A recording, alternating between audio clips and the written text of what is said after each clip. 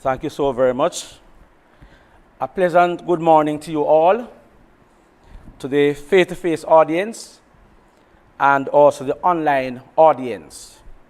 It is always a pleasure as a researcher to be asked to share one's research. I therefore thank the Jamaica National Heritage Trust for this invitation to share. And also, I want to thank them as well for actually lending, allowing Mr. Dwayne Harris to walk me through the length and breadth of Augustown to understand the visual history and culture in tandem with what I was reading in the text, the various texts. I'm also grateful this morning to be sharing on Bedward this particular morning, April 27th, 1921, when Bedward and his over 600 members marched, attempting to go downtown in what is dubbed his manifestation. So the title for this morning then is the April 27, 1921 Arrest of Bedward and its Socio-Cultural Legacies. Who is Alexander Bedward? Most younger Jamaicans, when I told them I was searching on Bedward, they retorted, Alexander who? They have never heard of him. And even today, many young people don't even know about Alexander Bedward. Older Jamaicans, however, some remember Bedward humorously as the madman who tried to fly to heaven but failed. Other older Jamaicans remember him culturally through the association with folk songs such as Dip Them Bedward, Dip Them in the healing stream, and we'll just play a minute or so of this first one. Dip them Bedward, dip them in the healing stream. Dip them Bedward, dip them in the healing stream, healing stream, and healing stream, and healing stream, and healing stream, and healing. Oh, dip them Bedward, dip them. Technical difficulties there, in the healing stream. Dip them, but we'll get to it. Dip them to cure bad feeling. Some come from the east like a big Lego beast. We got dip in the.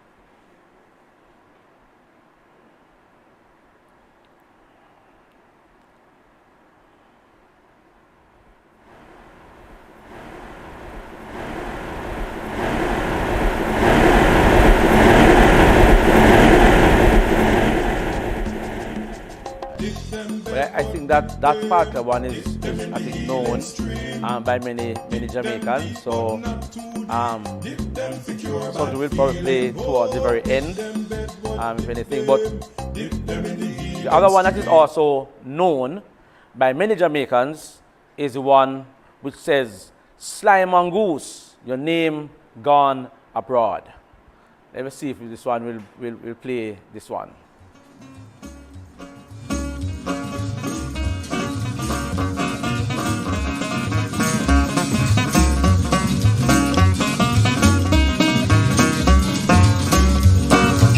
Slide mongoose, your name gone abroad. Slide mongoose, your name gone abroad. Mongoose get in a big coat kitchen, take out one in big fat chicken, put it in a left coat pocket. Slide mongoose, slide mongoose, your name gone abroad. Slide mongoose, your name gone abroad. Mango get in a big coat chicken, take out one in big fat chicken, put it in a left coat pocket. Slide mango, slide mango.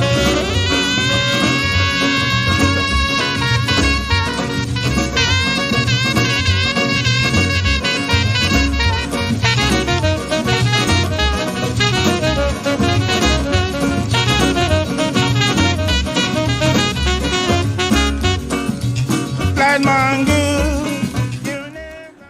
The significance of Alexander Bedward. Why this commemoration of Alexander Bedward manifestation a most important historical event for all Jamaicans to remember? Why remember a disgraced Jamaican who was sent to Bellevue in 1920 for lunacy? let me make some important points here. Bedwardism was the most significant national movement of social defiance from the latter 19th century to the early 20th century. Bedwardism was that major bridge of colonial resistance in Jamaica from the Morant Bay War in 1865 to the return of Marcus Garvey in 1927 and the birth of Rastafari in the 1930s. So for 30 years, from 1891 to 1921, Alexander Bedward fought the colonial system successfully. Bedwardism was the largest organized black socio-political movement in Jamaica. Now, on their record, they have a membership of over 36,000 persons. Now, part of the reason for this is that they had what they call a floating membership. So their membership consisted of between 73 to 125 chapters across the entire island, but also persons from traditional churches who were baptized by Bedward, also pastors in other churches who were baptized by Bedward, and so on their roll, they have membership of over 36,000 persons locally. Not to mention, as you heard from Dwayne Harris earlier, chapters in Cuba and Costa Rica and Panama, just to name a few. So Bedwardism then shaped the social political history of Jamaica in the late 19th to early 20th centuries. And we won't go into the political thing this morning, but I must say to you then that a lot of the laws post-1895 that were passed in Jamaica resulted directly and indirectly from Bedward. We talk about the lunacy law, obeah and vagrancy laws, the medical laws, preaching laws in towns and in places where preaching should occur. A lot of laws were shaped and formed because of Bedward. So Bedwardism, and Bedward in particular, was like ticks in the backside of the Jamaican colonial state, as witnessed in the direct and indirect legislation passed to neutralize him and his fellow revivalists across the country. Now we understand why Bedward then had to be arrested and placed in the asylum. So although the movement experienced decline post-1930, it inspired other African-led movements like Garveyism, Rastafari, and even the 1930s labor rebellions.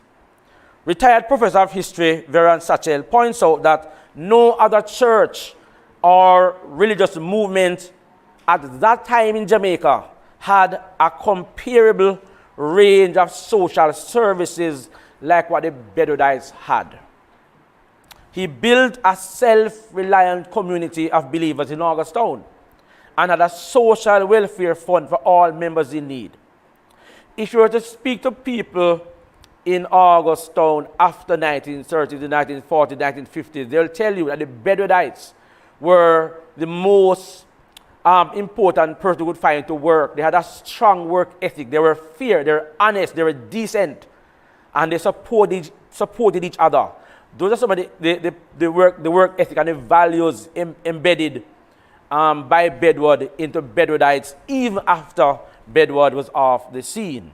The burial scheme, which was showed earlier by Mr. Harris, was also met the funeral expenses of members, especially the most indigent ones. Now, these initiatives were important in the absence of government welfare programs. Even some of Bedward's fiercest critics do state that if you became a Bedwardite and you went to Augustown, your material existence would be provided for.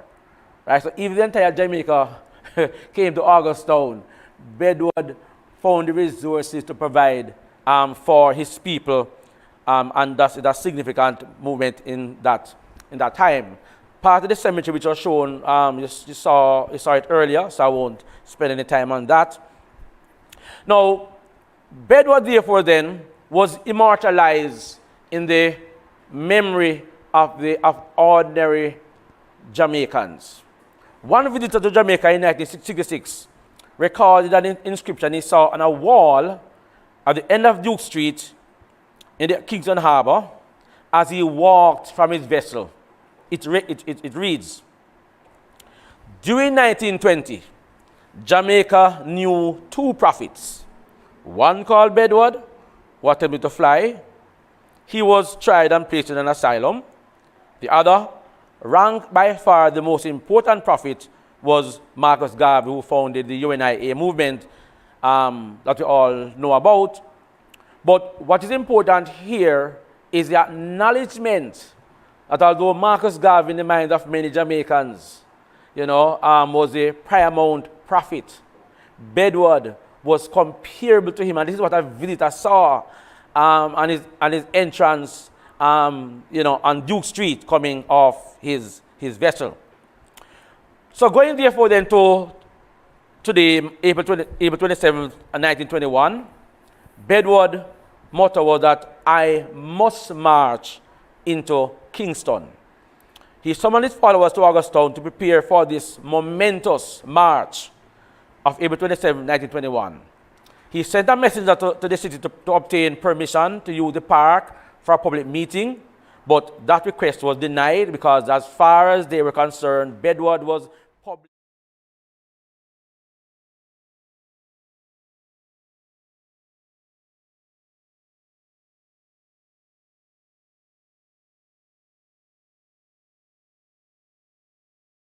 Hundred men, women, and children, all dressed in white, with palm branches, gathered at their church yard and took to the streets of Augustown, singing, "Onward, Christian soldiers going off to war," with the cross of Jesus going on before.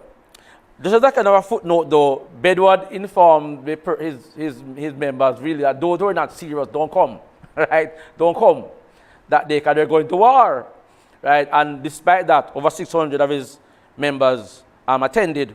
There's a picture now of the march, and if you look carefully, you can see that there are policemen surrounding.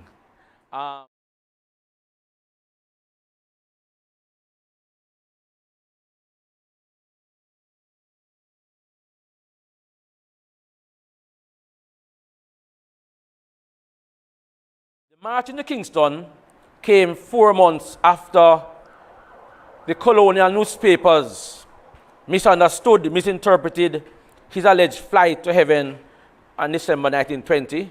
And this is where the story comes now that he was waiting to go to heaven and they had a chair there for him to fly away and people all came down and it didn't happen. But as far as we are concerned, it was how the story was propagated in the colonial newspapers and elsewhere. But somehow,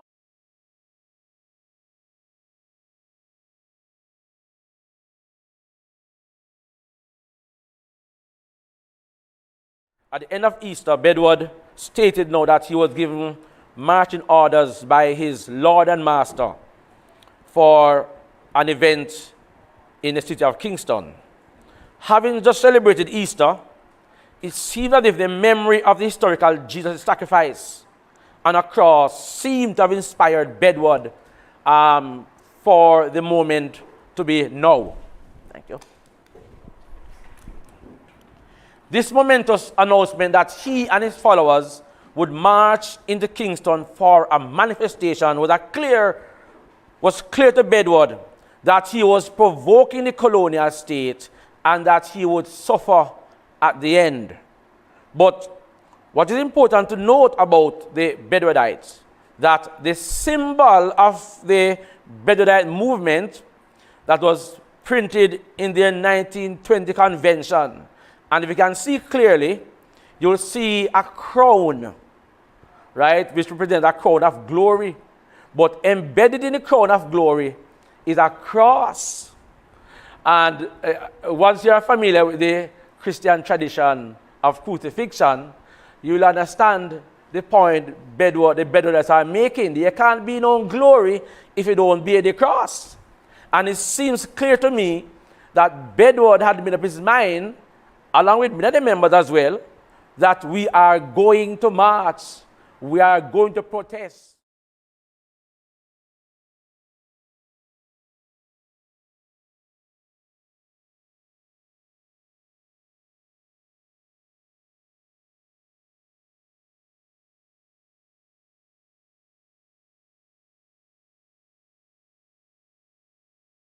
Most famous statements, as you all know, about the black wall, rising and defeating, cutting down the white wall, and all of that. Clear sign of the intention of Alexander Bedward. Now, Police Sergeant Williams, now, who was sent to Augustine to persuade him not to march, Williams made the following statement, testimony. He said that the night before the march, he and Inspector Williams went to Bedward's church to persuade him not to march, as he was sure that Bedward would be surely arrested.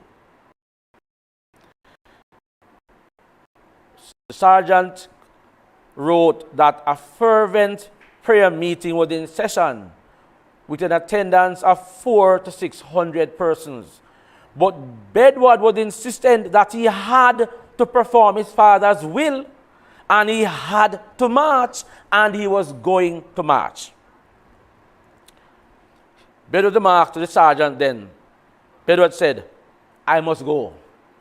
I must obey my father.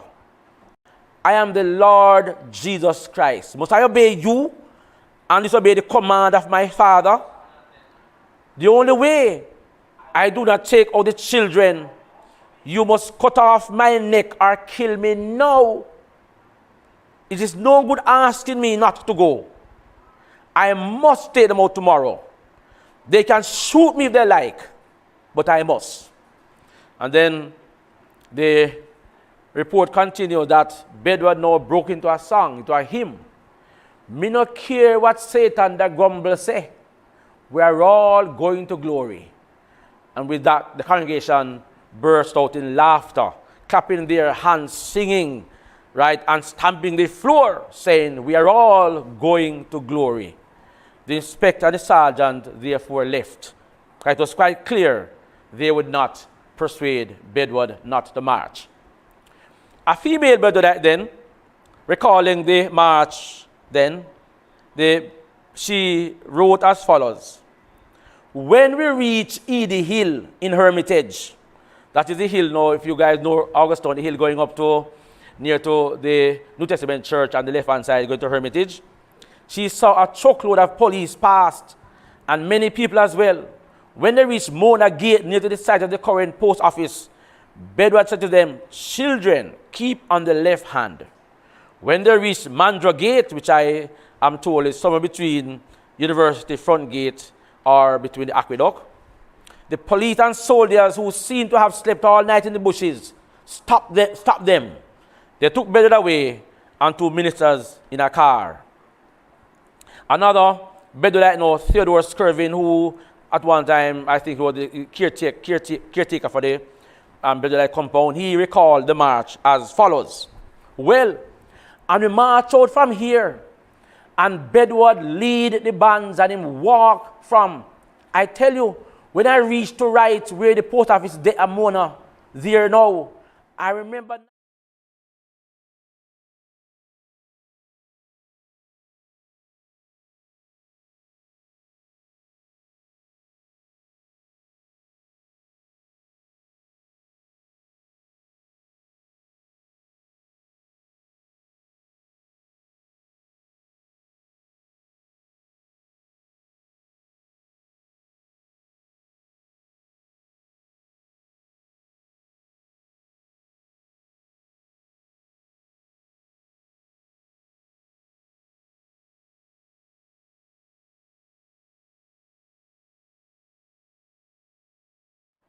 And he was trying to run the van over me, but as I drop, I start roll.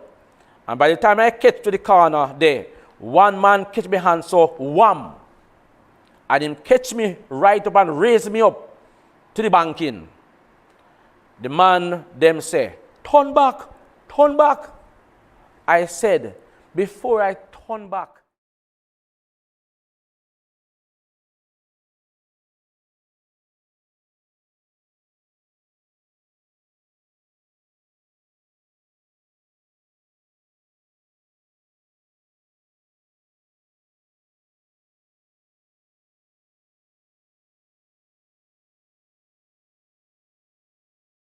self-identity as the black Jesus for the black race.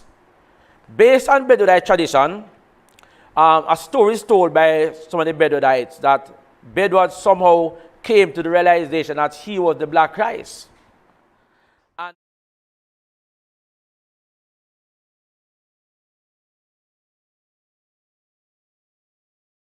to others that you are the black Messiah.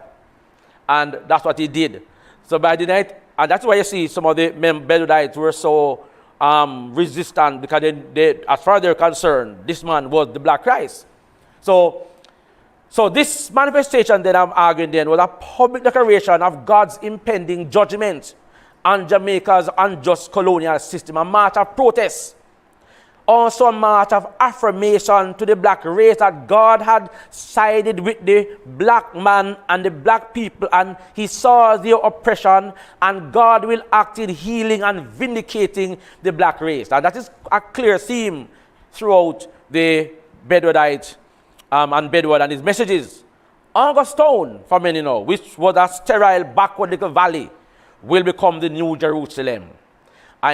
We see what is happening here now. Augustine, black people who are minorities, marginalized, oppressed, God sides with them. And so it's a reversal of what is traditional colonial Christianity. A refuge to avoid God's judgment. Augustine, they will become this refuge to avoid God's judgment and the spiritual home of the black suffering and oppressed people. Bedward now then, to a Gleaner reporter, said this to a Gleaner reporter. He was the prophet crying in the wilderness of Jamaica for the injustice being done to his fellow black people. He was also Noah, the biblical character, because for years he had been preaching and not being heard. But when trouble came for Noah, there was no room for them in the ark. The white will soon find out that there will be no hiding place for them when judgment comes. Then he said, the white and the coloreds, they have tried to kill me, but they can't do it. I tell them, the day of reckoning is coming for them. The white people are the oppressors. This is a black man's country, and black people must rule it and live it. Clear sign of Bedward's interpretation of his role as the black Christ in helping black people at that time. So Bedward now then had developed a sophisticated theology, by the way, right? Where the idea was that the historical Christ is for the white man, the black Christ is for the black man, and he was the black Christ. Now, it is not new to Jamaica at that time, because even in North America, a lot of the prophets also expounded a black theology, a black liberation theology for its people, rereading the Bible from their perspective as black people. But what is interesting with Bedward, though, is that he saw then that Bedwardism then is the new age, the new religious age that God had ordained. Therefore, then you had Judaism, followed by Christianity, and now Bedwardism. Even the very Bible, Bedward argued, from Genesis down to Jude, speaks about the Jewish and the Christian race, but Revelation is about the Bedwardite race. You know, therefore, the 144,000 depicted in Revelation chapter 7, the 12 tribes of Israel, sealed, all dressed in white, represent the Bedouinites. That's why you saw in the picture where the Bedouinites now are dressed in white, representing the people who are sealed. And all these three groups, both Jews, Christians, and Bedouinites, there's a place in heaven for all of them, right? But Bedouinism now is a more recent, revised version of both Judaism and Christianity. Highly developed theology. This man was no madman. This man was a brilliant man, right? A brilliant leader. Therefore then, his role was to ensure then, and therefore then, that the march therefore then was a sign therefore then that the end was nigh. That by this march he knew he'd be arrested. But that would now, in a sense, now usher in a new Bedouinite age as far as Bedward was concerned. You saw that picture there already about Bedward argued that Jesus turned water into wine as his first miracle, but his first miracle was to turn water to the healing stream, medicine for man. And that was said earlier by Mr. Harris. But they are seeing the correlation between Bedward and the Black Christ, how he reinterprets the Bible from their perspective. Now, the healing stream again was mentioned by Mr. Harris, but this how one Bedwardite described the importance of the healing stream, the fact that Bedward turned water into medicine. He said, some have lame feet, some have big pregnant belly, can't have no baby, and all those kind of things. But Bedward, he stood on a stone down the river there and he prayed.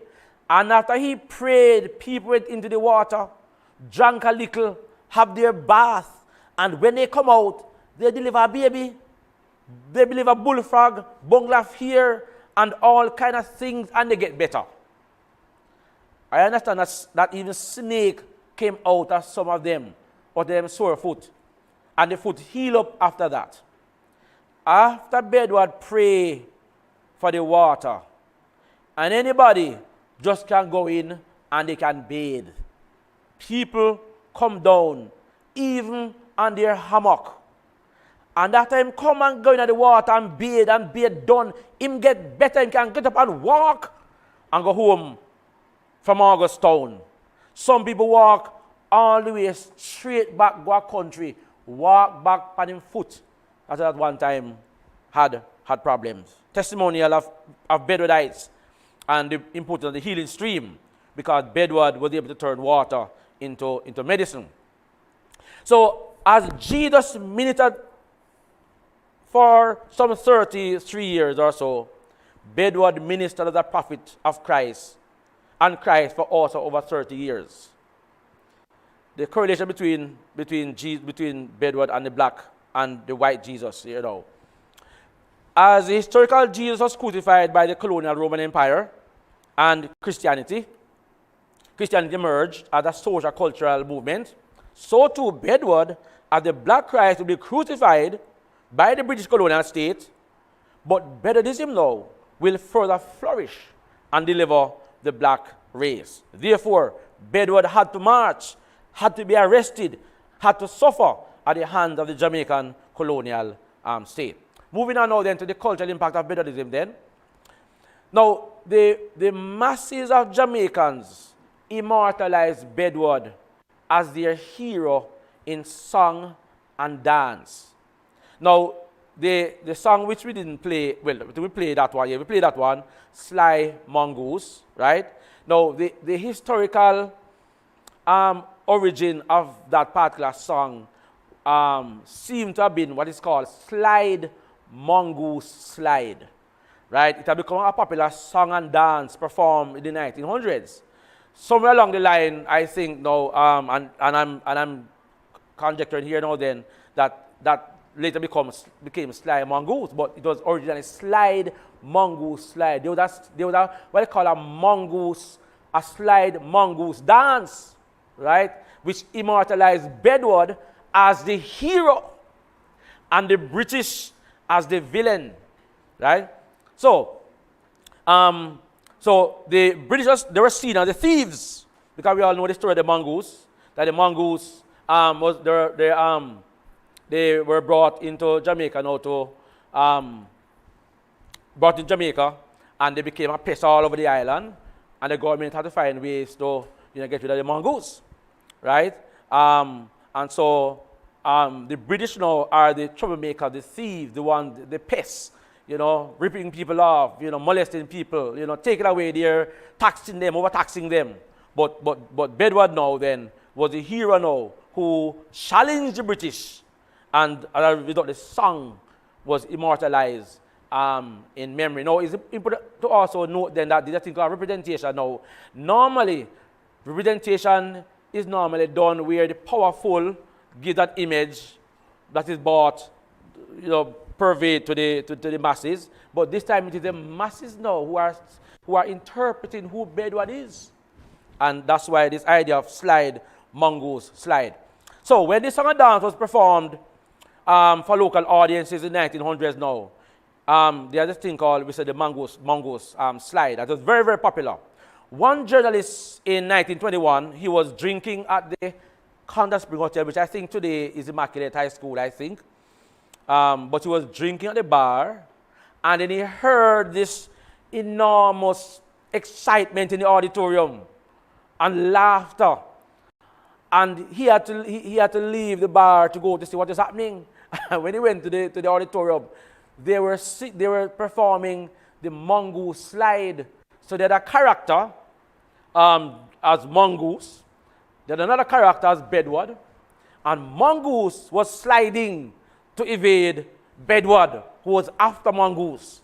And that is how the Jamaican local audience interpreted Bedward vis-a-vis the British, and therefore this thing about the mongoose slide. But this idea of run mongoose run was also seen in advertisements as well, right?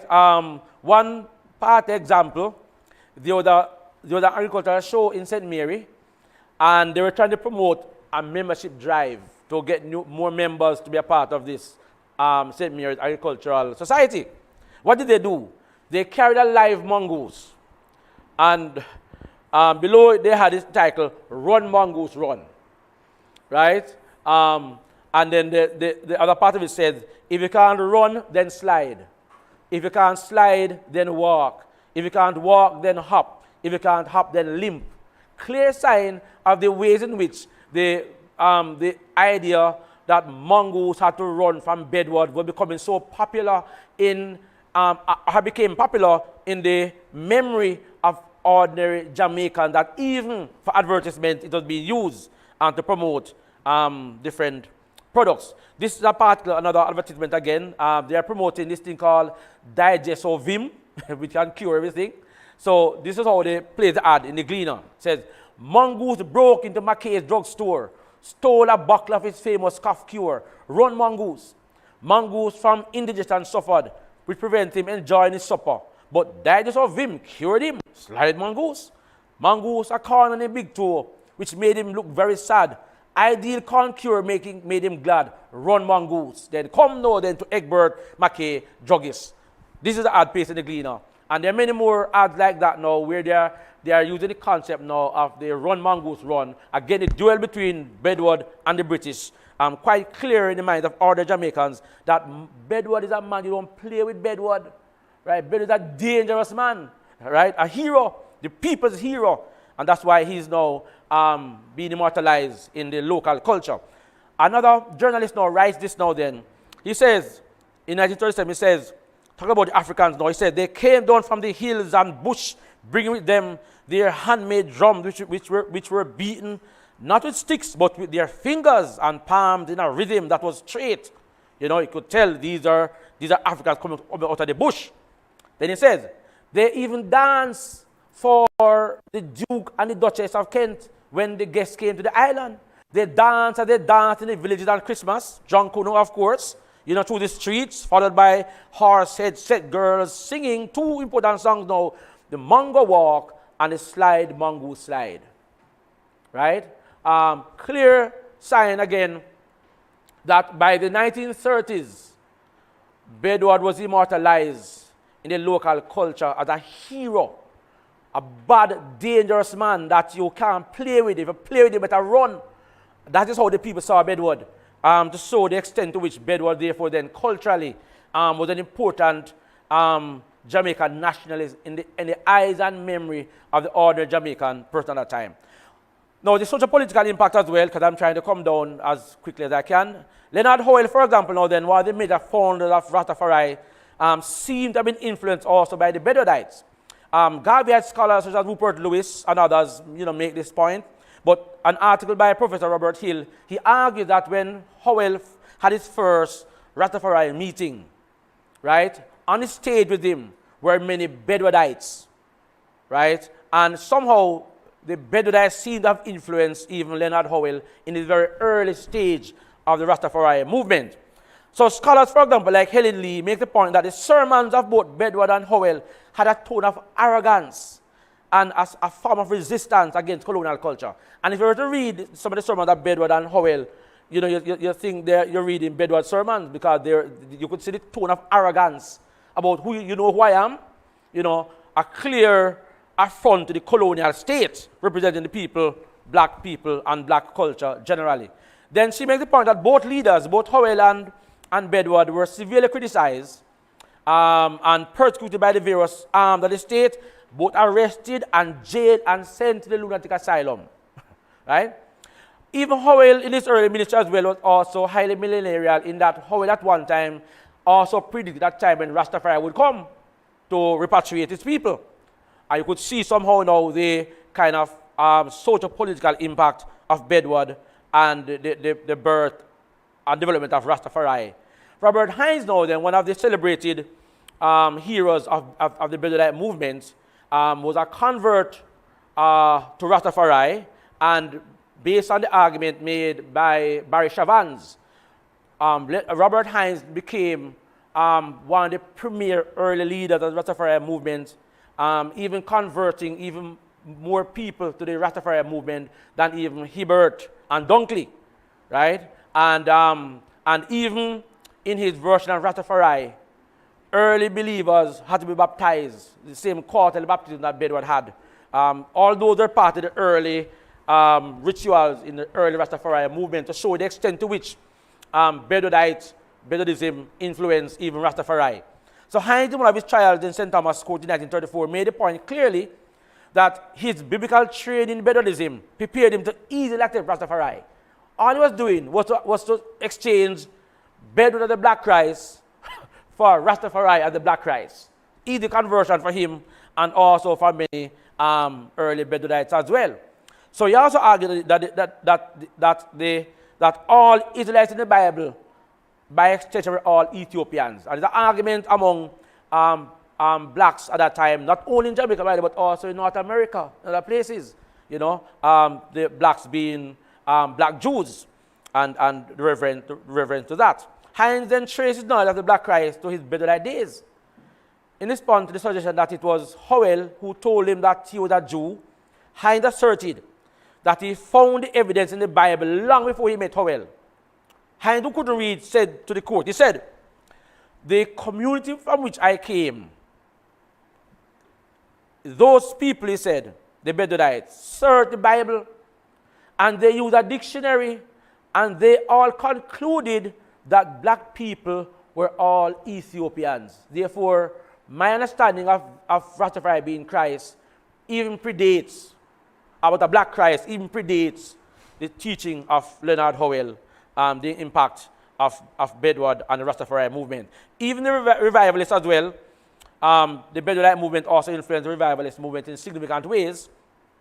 One sociologist, Simpson, makes the point that there was a vow ceremony that some of the West Kingston revivalists used. They said it was like an exact replica of the Bedouinite vow ceremony that Bedward used.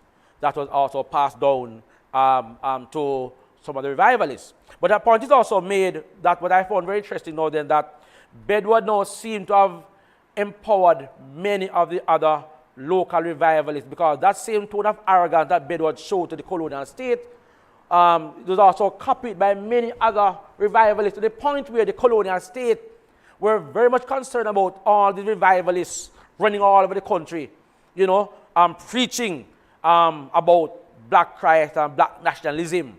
That's the impact of Bedward to a great extent. The ritual that Simpson speaks about is one that says, "Behold the rich who lust and wine and washed his estate, he begged a share among the swine." That part of ritual Simpson identifies as coming out of Bedward's playbook that was now used by other revivalists, especially the revivalists, people revivalists 60, or what we would call Revival Zion, Revival 60. The Hope River, which was mentioned earlier by Mr. Harris as well, that many church groups now also went to the Hope River for baptisms, and they mentioned about the Roman Catholic Church as well, that even the Catholic Church members in Augustown went to the Hope River to be baptized, and along with many other churches marching early in the morning all the way to the Hope River to be baptized. So that I conclude then. We may not agree with Bedward's millenarial doctrines or doctrine, but whether you agree or not, much more honor is due to Alexander Bedward. Alexander Bedward must be celebrated as one of Jamaica's premier social leaders and placed on a similar stage with leaders such as Paul Bogle, Sam Sharp, and Marcus Garvey. Bedward was no madman. He was a brilliant and a strategic Jamaican nationalist who created a religious movement with social, political, and economic impact. Bedwardism had on its membership roll 36,000 members with chapters island-wide and also chapters in the international community. Right? One important qualities in Bedward's leadership is the spirit of boldness, a daringness, a figurative badness, or even madness. Now, he had to be figuratively mad to willingly sacrifice his life for what he would call the salvation of the black race. Black nationalist leaders such as Bedward figuratively had to be insane to take on the colonial forces and its various auxiliaries. He had to be insane to create a viable alternate perspective other than the recommended colonial path that deemed blackness as culturally inferior and uncivilized. Therefore then, fellow Jamaicans, we remember this great Jamaican, Prophet Alexander Bedward. I thank you for listening.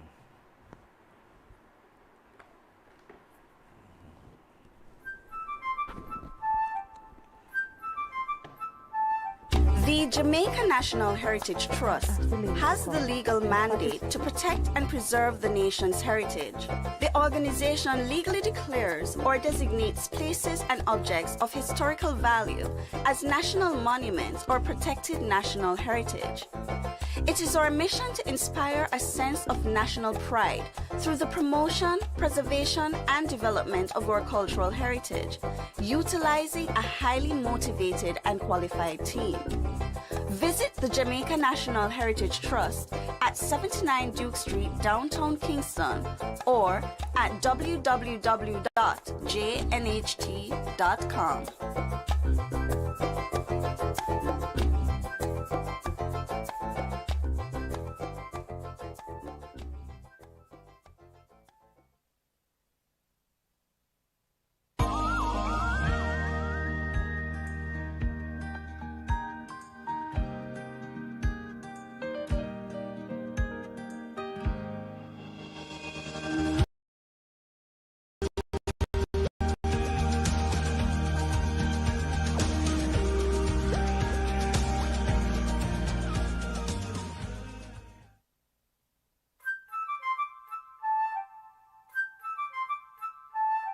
The Jamaica National Heritage Trust has the legal mandate to protect and preserve the nation's heritage.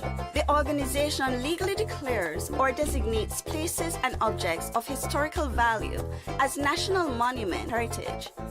It is our mission to inspire a sense of national pride through the promotion, preservation, and development of our cultural heritage, utilizing a highly motivated and qualified team.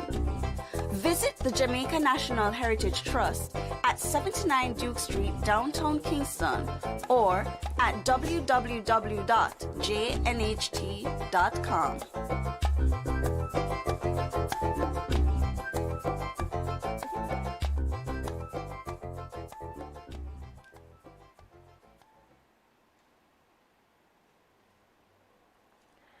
Welcome back, viewers. And wow, you must agree with me that this was indeed an informative and interesting presentation by Dr. Dave Gosse. While you are sending in your questions and comments, if you can look out for our upcoming virtual staging of our annual Civil Emancipation Jubilee. That will be coming up on July 31. You can also look out for our virtual Heritage Month activities for this year. You can become a friend of the JNHD. We would love to hear from you. So send us a tweet at JNHD Jamaica, or on Instagram at JNHD1, or an email at jnhdpublicrelations@gmail.com. Or you can WhatsApp us at 876-897-6373. And we can tell you how you can become a friend of the JNHD. Coming to you very soon also is our virtual tour of our heritage sites. If you have a private collection or paintings or any form of artifacts that you would like to be restored, give us a call. Let us restore them for you. If you are planning or constructing a development on a heritage site, call us. Let us guide you and help you to get an archaeological impact assessment or a heritage impact assessment done. The JNHD is here for you. You may also visit our website at www.jnhd.com for further information. I see that we have been getting comments, and the first one that came in is from Diana Shaw on Facebook, and she's asking, is there information on his economic ventures and how these sparked industries and land ownership amongst his followers? Also, will you discuss the impact of his movement on the development of Garveyism and Rastafarianism in Jamaica?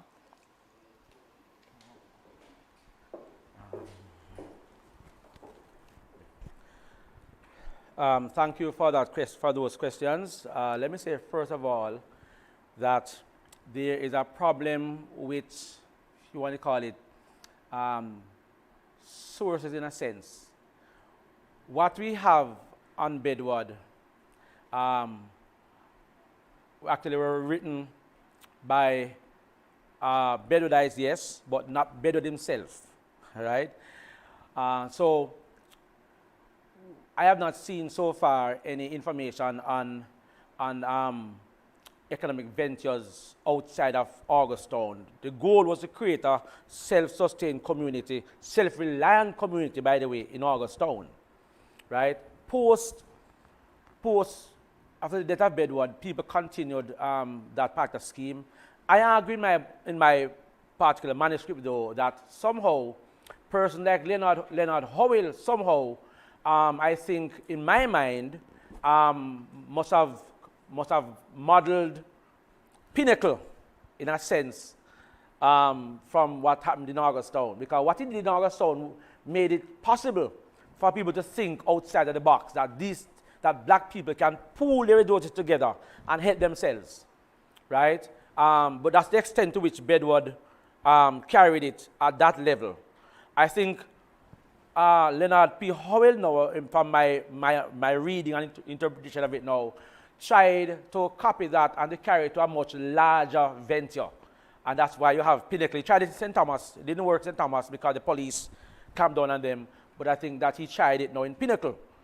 So we have no economic ventures apart from persons performing their different skills to provide food for the entire community, which have become large, by the way, have become extremely large, that they provide food for people and their daily sustenance, right? But there's something about Bedward that is quite clear, that he knew how to plan and organize, how he was able to build a community of believers in a particular geographical spot. The cemetery and the opportunities meant that if he had time, to invest more, and if he probably didn't believe at that time that his work on earth had come to an end, more likely, would have probably seen much more of a Bedward in that sense.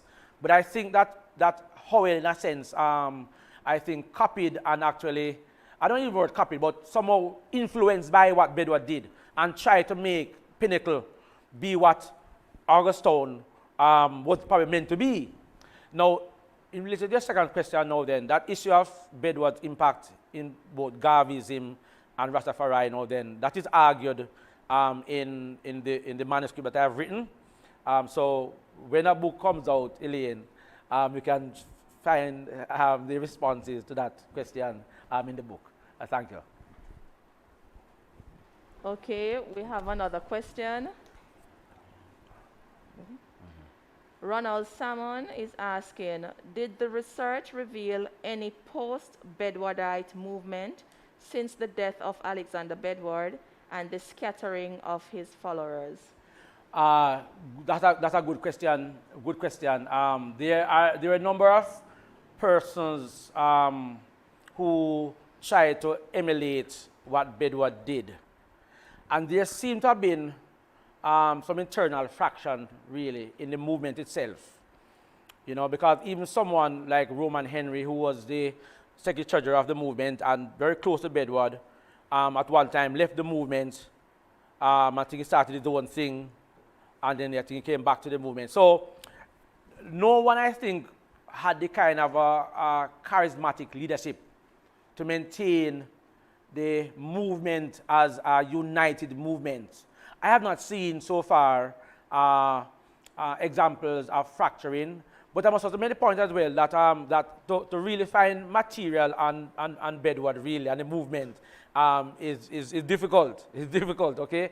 I have not yet seen additional documents that describe post-1930 and the movement itself, what happened then.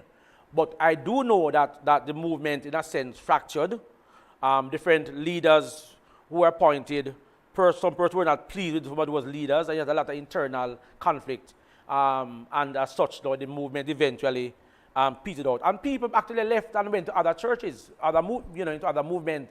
By this time, now, Augustown had become numerically large, and the people are now going into other churches who want Bedwardites. So many of the churches around, by the way, in Augustown's early years, a lot of them are Bedwardites who have gone over into other churches, right? And so the movement eventually disintegrated.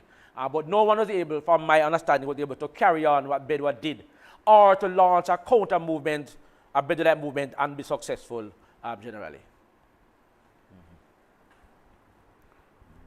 Okay, keep your comments coming in. We have been getting some vibrant comments from our viewers, right? At this moment, if there are no more questions, okay. Oh, the flight issue. Yes, that's a very interesting question that I think most Jamaicans are concerned about. In the 1920s, it was said that Bedward had called the entire assembly to come and he would fly to heaven. Now, based on the report of the person who wrote the letter to the Bedwardites, Roman Henry, Henry's argument was that 1920 particular issue was one in which Bedward had now come to the conclusion that his time on earth was ending.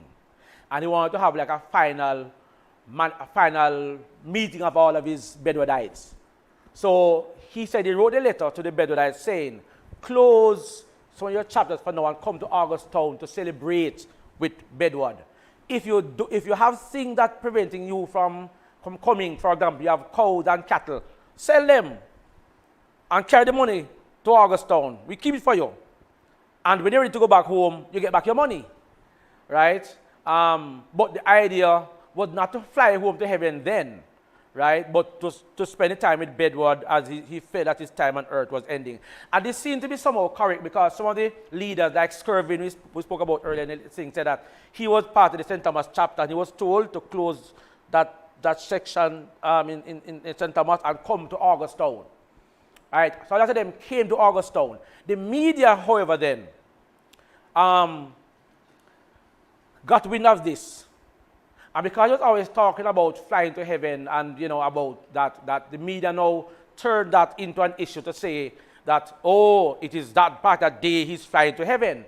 Now, if you understand biblical literature, by the way, and if you understand even African culture, because in 1850s and 60s, by the way, person like Monica Schuler argued that there was that strong view among many Africans in Jamaica in 1860 about flying to heaven. That it is said that if you were one of Africans who didn't eat salt, we could literally fly back to heaven. So that is something that is embedded in the local religious culture, in African culture. So when Bedward says, I'm going to fly to heaven, it doesn't necessarily mean that he will be flying to heaven literally, right? But the fact is, black people, based on black theology now then, okay, we are looking forward to going back home, wherever home is in Africa, right? So that was very strong in the teaching of both black people at that time, Africa at that time. But also religious language. That's why we have songs that fly away home to Jordan, fly away home. Very strong. But I think that was misinterpreted by the Gleaner who created this furor, this pandemonium about, my God, the man is literally going to fly to heaven. And I have a document by one of my missionaries who heads my church, who also wrote to his people in America saying, there's a crazy man in Jamaica saying he's going to fly to heaven. Literally fly to heaven, And so that now created resonance in the entire society, where it triggered this thing about this man flying to heaven, that people descend on August town to see, to witness this grand occasion. Now, the Bedward said that was never so. All that it was is that Bedward spent time with his people because he knew his time was coming to an end. That is why the manifestation into Kingston now then occurred like 4 months later. Bedward felt that his time on earth was coming to an end, and he wanted to spend time with his people, but it was misinterpreted now as that was the exact time then he would fly away, fly home. Okay. Go ahead. Could you comment on Bedward's relationship with the newspaper, specifically the Gleaner, as well as relationship with the established churches? Yes. The question here is about Bedward's relationship with the Gleaner and with traditional churches. Yeah. The Gleaner, first of all, now, the Gleaner, as a colonial newspaper then, was very antagonistic to Bedward, right?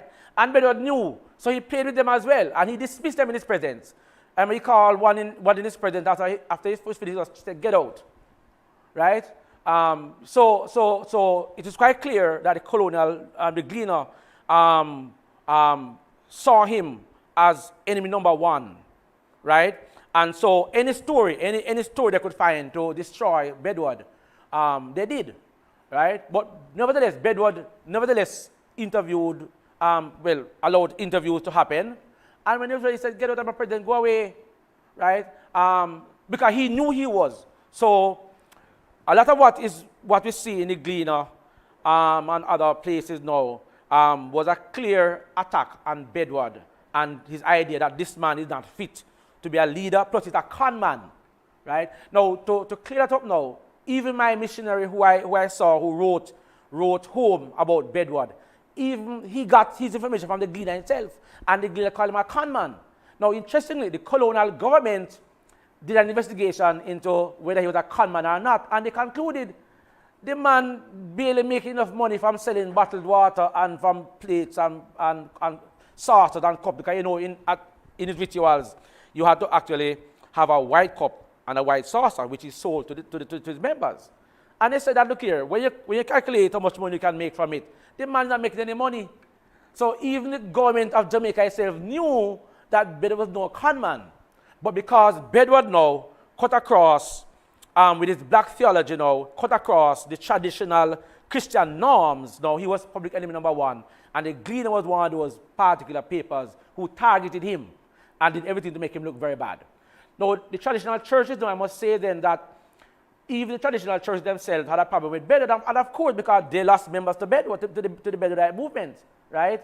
And so the Roman Catholic bishop at that time, the Anglican, and not all bishop, not all Anglican church, other churches also made proclamations, we must not find our members actually going to any Bedwardite meeting. But guess what? A lot of those members in those churches were also baptized by Bedward and also went to the healing stream and had a bath as well in the healing stream. That's how influential Bedward was. But to cut to the chase, the point really is that Bedward disturbed colonial society, right? He didn't fit in the colonial society. And as such, therefore, then, he would have been the enemy of both church and state and the other organs of the state, like the law, right? All aimed at Bedward and bringing Bedward down, because he was, by this time, the most popular man and prophet in Jamaica. Okay. We have our viewers on Zoom. Thank you so very much for tuning in. This is from Carlos. Carlos says, greetings everyone, I'm from Panama. I want to say that Honorable Alexander Bedward organized a community similar to the current speaker revealed about African liberated community in Panama. Thank you so very much for that comment, yes. Carlos. This is from Emiliana. Hope I pronounced the name correctly. Many thanks for this kind invitation. I am Colombian from the islands of San Andres and Providence Island, Western Caribbean. I was so happy to share this lecture. Since I was a child, I learned about fly mongoose. I think she meant sly mongoose. Yeah. Even learned to sing it. Didn't know about the history of Mr. Bedward. It was so great and pleasant for me. And we have Let me just make a comment to that one. That I did not know then that this song Sly Mongoose, by the way, now is over the entire Caribbean. If you go on the internet, there are different versions of Sly Mongoose done by the various countries, and I found that out just recently. So somehow that imagery that shaped early Jamaican community now went across the various Caribbean islands. And to the first question now then, what is interesting, I found was that even in the 1920 convention that Bedward had, they appointed what they call delegates to some of those islands. So with Cuba, Panama, right, because they've been appointed in that 1920 convention to say that we are sorry we didn't get a report from the delegate in, say, Costa Rica. We apologize. So it is quite clear this thing was so organized. And we could understand why, because remember now that many Jamaicans now travel to Central America in that time period to work. If he's the most popular prophet in Jamaica, then surely Bedwardites are going all across to these areas. So it's not it's a no-brainer to see why Bedwardism would also be very popular in some of these places as well. Right. And you have elaborated on that because Emiliana was asking, can the speaker elaborate more on Honorable Bedward's influence in Panama? Right. Okay. Any more comments?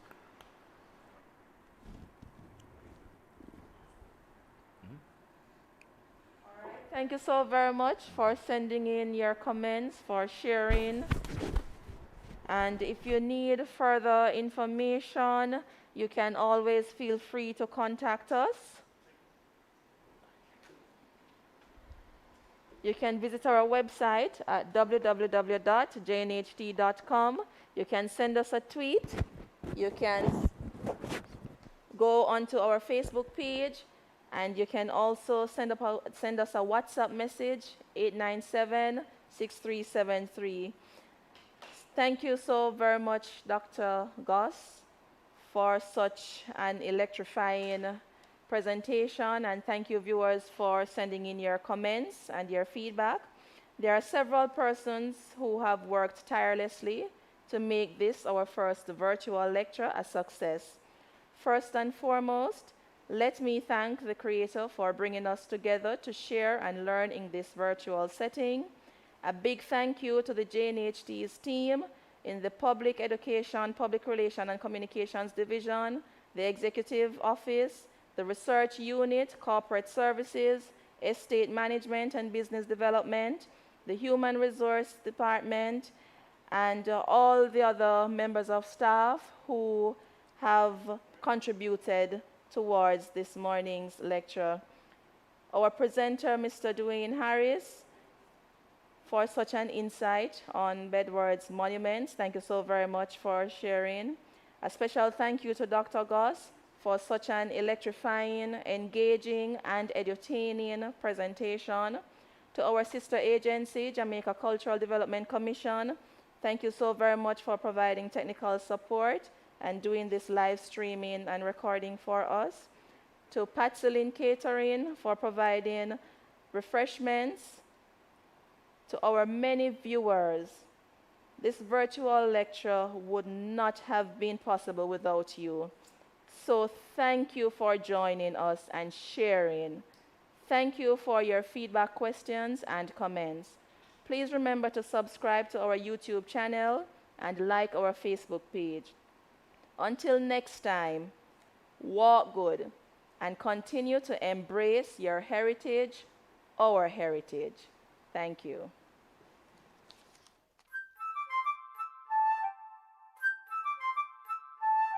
The Jamaica National Heritage Trust has the legal mandate to protect and preserve the nation's heritage. The organization legally declares or designates places and objects of historical value as national monuments or protected national heritage. It is our mission to inspire a sense of national pride through the promotion, preservation, and development of our cultural heritage, utilizing a highly motivated and qualified team. Visit the Jamaica National Heritage Trust at 79 Duke Street, downtown Kingston, or at www.jnht.com.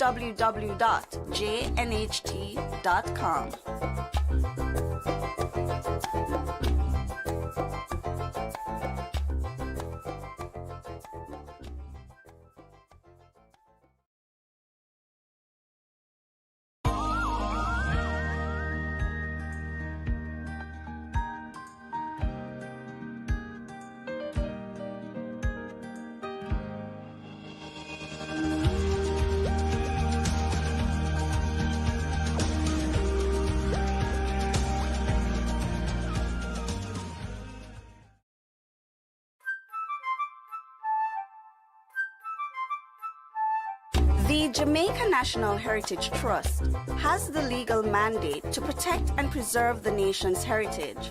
The organization legally declares or designates places and objects of historical value as national monuments or protected national heritage.